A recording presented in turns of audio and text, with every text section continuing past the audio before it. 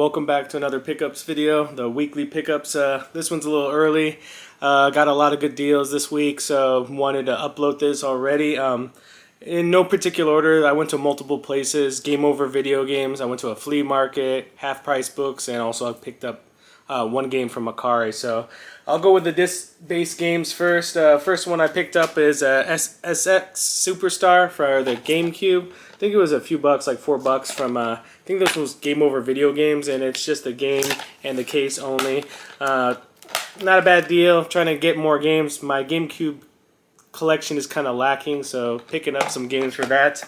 Next up, I actually picked up two Dreamcast games. First one is Sega Sports Nba 2K. This was a few bucks too as well. Sports games are pretty cheap, but they're actually really fun on the Sega Dreamcast. I actually like a lot of the sports games on the Dreamcast. One of my favorites is NFL 2K. That's actually a really good game. The reason why I like that one is because when you play it with the controllers and the memory card, you actually can see the playbook on the memory card VMU. So it's actually not posted on the screen for other players to see when you're playing with other friends, when you're playing 4-player, 2-player. So it's pretty nice for those sports games. So NFL 2K is a really good grab if you want to play with friends on that one. But once you master it, it's pretty easy to block throws in that game, but it's a fun game. Next up, I bought for Sega Dreamcast. This was from the flea market.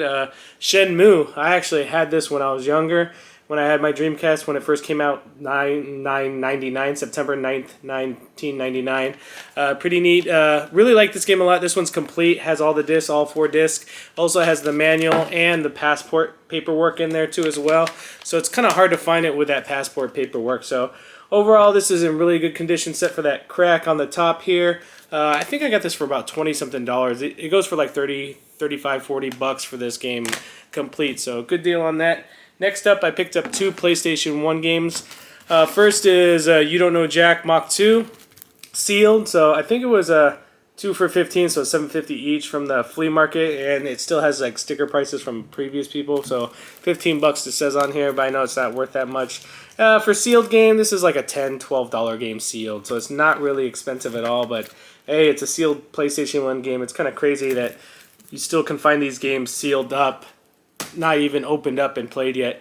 Next one's actually a cheap game, but when it's sealed, it's actually like 30-something bucks. So the next one I got is Tunnel B1 for PS1. Never heard of it before, but if you can tell, there's a little slight tear in the front here. It's exposing the game system, but this is like a $30 game sealed, so pretty neat to pick up this.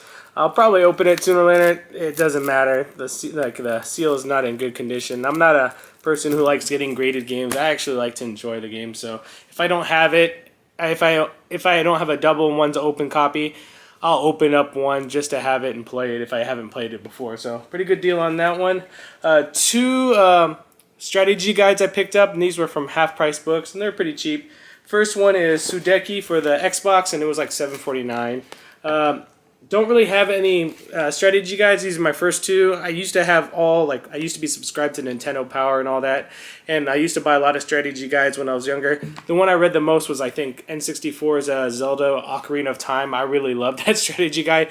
Even though I didn't really need to use it, it was pretty neat to go back after you finish beating the game and searching up all the other stuff that you didn't pick up. So Sudeki for Xbox in really good condition. Has some writing on the front, but you know, with permanent marker, I always tell people use a dry erase marker over it, and usually can get most of it out of there. So one strategy guide, and one more strategy guide I picked up is Super Mario 3D Land, and this one's actually sealed still, and it was 10 bucks, and this usually goes for online for about $30 sealed, brand new. So pretty neat to pick that up. I don't know if I'll keep it or not. I'm not a strategy guide kind of person. I just like collecting video games and playing them. So when it comes to that stuff, you know, you can look online for strategies and stuff like that. So it's kind of a dying thing, but it's fun to look at, sit and just look through all the pages of those strategy guides. Next up, I actually picked up a lot of NES games. So this is like a big a lot of add-ons for the beefing up the collection of the original Nintendo. So I think I have about probably in the 210, 212 range now for the NES. So picked up a lot of good ones. So first off, we could talk to you about is from the flea market from one store. It's a game store. First one is Joust. This one, I remember playing this in the arcade. Really good game in the arcade. The NES version, I don't think it was as great as the arcade versions, but pretty good game to have and add to the collection. Next one is 8 Eyes. and the maker is Taxon. This one's actually really good. It's kind of funny. It's a two-player. It has a two-player mode on there, but you play as the character and you play as the eagle in the background, or falcon. I'm not sure what it is.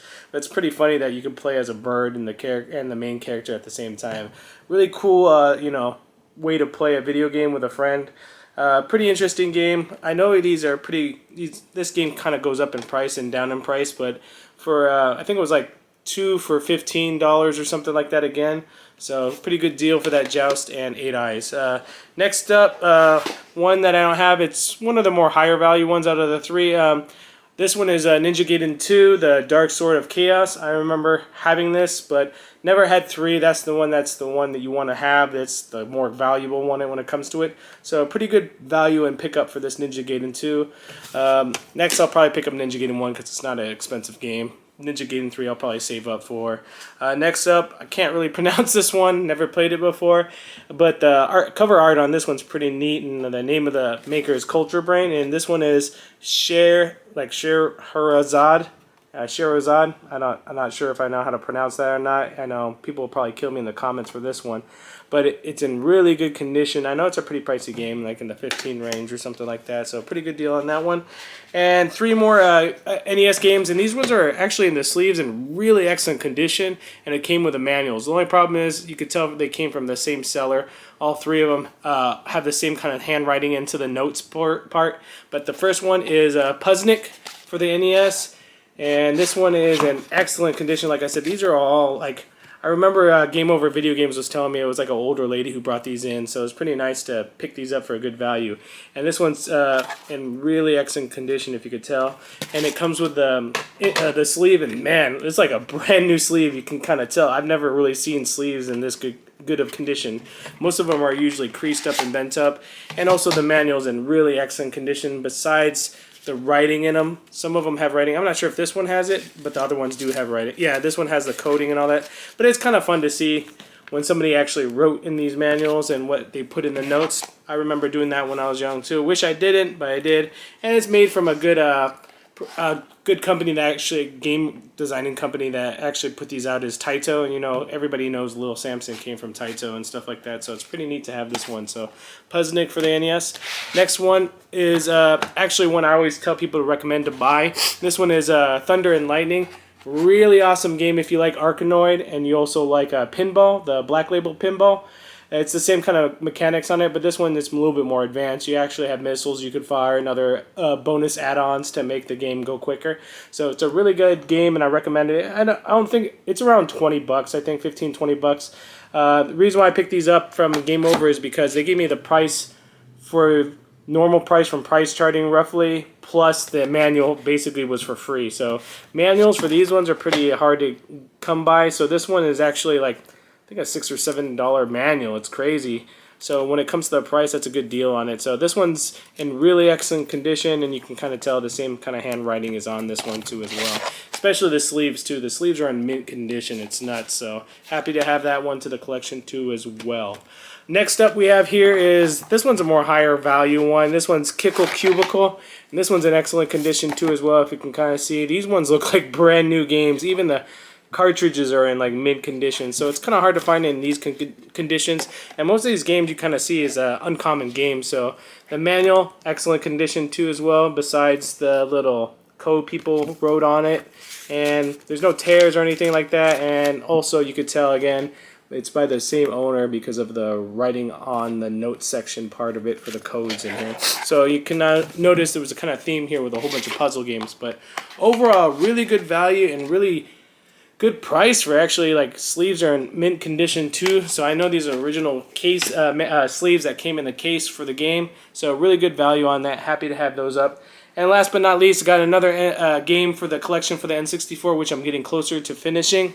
This one is an uncommon game, sports title that's hard to find all the time. I finally found one for a decent price. I think it was like 10 bucks or 11 bucks, but the condition was the one part that sold it for so low, and that is All-Star Tennis 99.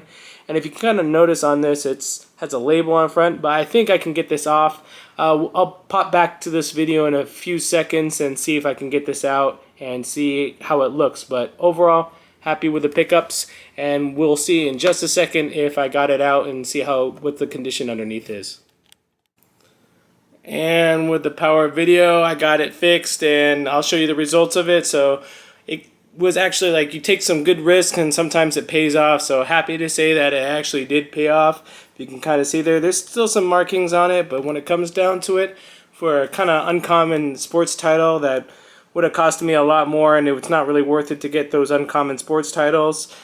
This one was a really good trade-off. So like I said, it was I think 10 or 12 bucks for this game, and it usually runs in the higher for this one. So happy to have it and not paying extra for the better condition one. So this one actually came out really good. So happy to have this in the collection. And again, thanks for watching with me today. Share, like, subscribe. Like always, I always say that every time. I enjoy doing this. It's a fun thing for me, and I'm excited to keep seeing my collection growing, and like to get you guys involved too as well in getting this collecting thing.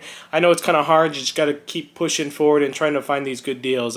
Again, I upload these videos weekly of my pickups, and later on, it's coming towards the end of the year, I'll do the house tour of every video game I have here, and I know it's one of my bigger views when it comes to the videos, and I'm happy to do it all the time. The reason why is it's kind of boring just to keep it to yourself, but it's fun to share with people and actually seeing their collections. It's not a bragging thing, but it's more of a fun thing for me to do too as well.